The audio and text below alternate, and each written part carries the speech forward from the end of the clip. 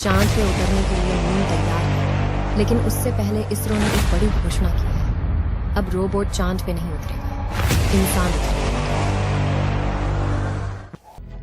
तो दोस्तों, तैयार हो जाओ, क्योंकि नया इसरो आ रहा है। उसके सामने यह शक्तिशाली मून 3 मिशन सुई के बराबर भी नहीं है।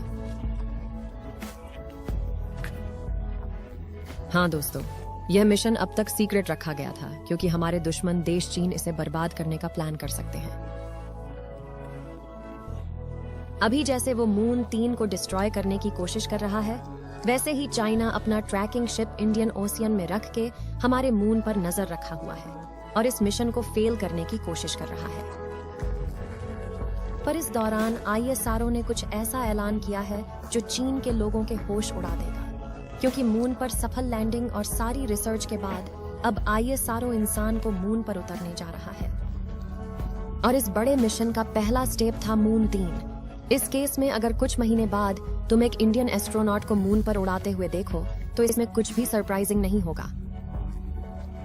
पर अंत में इसरो हमारे लिए क्या कर रहा है और यह नया मिशन बड़े देशों की रातों की नींद कैसे छीन रहा है, चलो जान लेते हैं।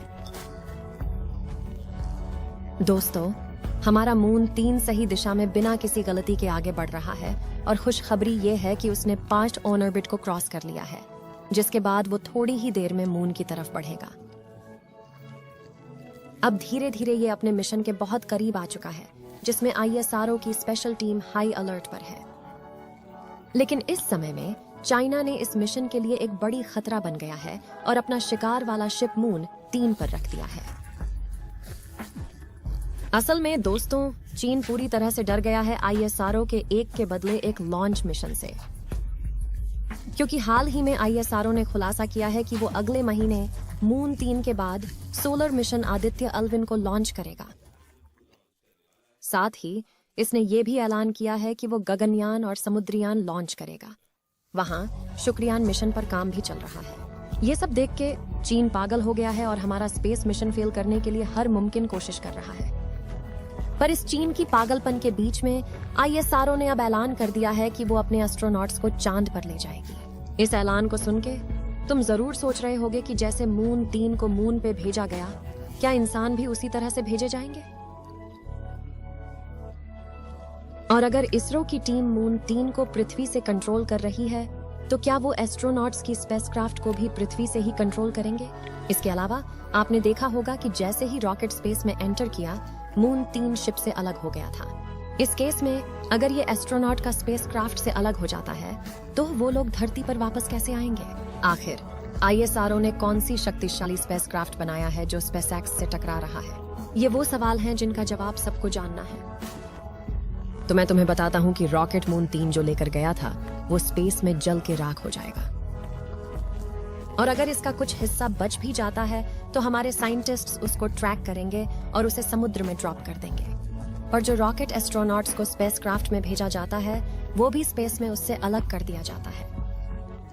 इस केस में सोचने वाली बात यह है कि आखिरकार यह एस्ट्रोनॉट्स स्पेस से अर्थ पे वापस कैसे आते हैं। तो दोस्तों, जैसे मुश्किल है स्पेस में जाना, वैसे ही ज्यादा मुश्किल है वहां से अर्थ पर वापस आना। और इस प्रोसेस के दौरान कल्पना चावला की स्पेसक्राफ्ट राख हो गई, जिसमें सारे 7 एस्ट्रोनॉट्स को अपनी जिंदगी से हाथ धोना पड़ा। यह घटना इतनी बड़ी थी कि पूरी ग्लोबल स्पेस कम्युनिटी का होश उड़ गया था। मुझे तुम्हें बताने दो कि अंतरिक्ष में प्रयोग करना अपने मिशन को अंत तक पहुंचने से कहीं ज्यादा मुश्किल होता है। वहां से सुरक्षित तौर पे वापस धरती पर आना बहुत ज्यादा मुश्किल है। इस केस में इसरो इस प्रॉब्लम का समाधान कैसे करेगा? तो दोस्तों, आपने देखा होगा कि ISRO ने मून 3 को LVM-3 रॉकेट में फिट करके लॉन्च किया था। पर एस्ट्रोनॉट्स भेजने के लिए वो एक स्पेशल प्रकार का स्पेसक्राफ्ट उपयोग करेगा, जो रॉकेट पर फिट किया जाएगा।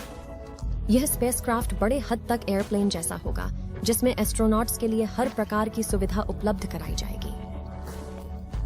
उनके लिए रिसर्च इक्विपमेंट, खाना, टॉयलेट्स, सोने की सुविधा, सब कुछ उपलब्ध होगा जो उन्हें चाहिए हो सकता है।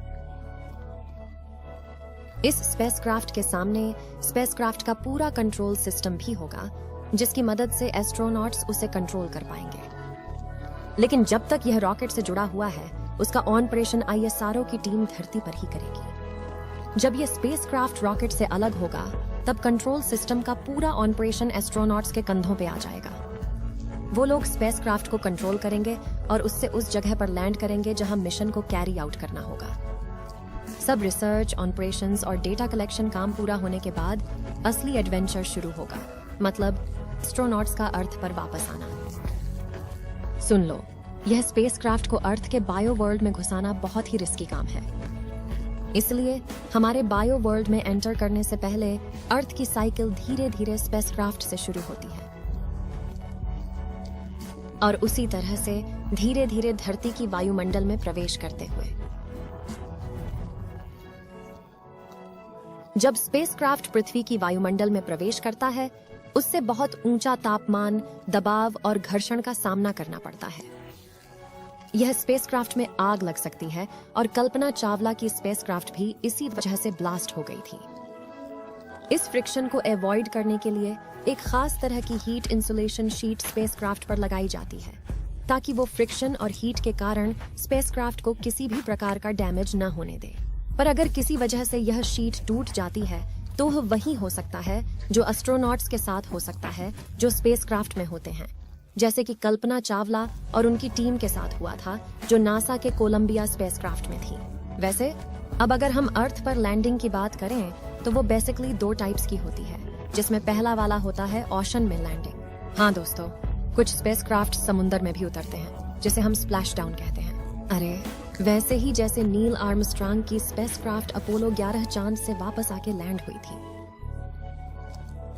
लेकिन इसमें प्रॉब्लम यह है कि इस प्रोसेस में स्पेसक्राफ्ट भी डूब सकता है और एस्ट्रोनॉट्स की जान भी जा सकती है।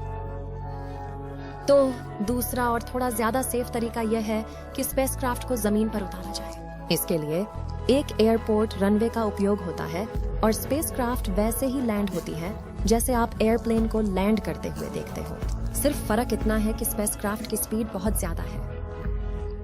इस तरह से एक बड़ा पैराशूट स्पेसक्राफ्ट के पीछे खोल दिया जाता है जब वह रनवे को क्रॉस कर रहा होता है। ये उसे वापस खींच लेता है और इस तरह स्पेसक्राफ्ट की स्पीड कंट्रोल होती है। अब अगर हम स्पेस एक्स की स्पेसक्राफ्ट की तरफ देखें तो वो पुरानी स्पेसक्राफ्ट जैसी नहीं है, बल्कि वो एक कैप्सूल जैसी है और इसमें पहले से बेहतर टेक्नोलॉजी प्रोवाइड की गई है। तो इसरो भी अपना गगनयान ऐसे ही कैप्सूल की तरह डिजाइन कर रहा है जो 3 लोगों को ले जा सकता है।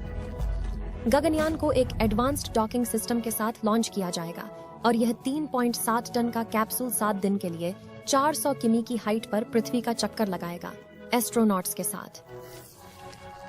साथ ही इसरो अमेरिका और जापान के साथ मिलकर अगले चंद्रमा मिशन के लिए काम कर रहा है।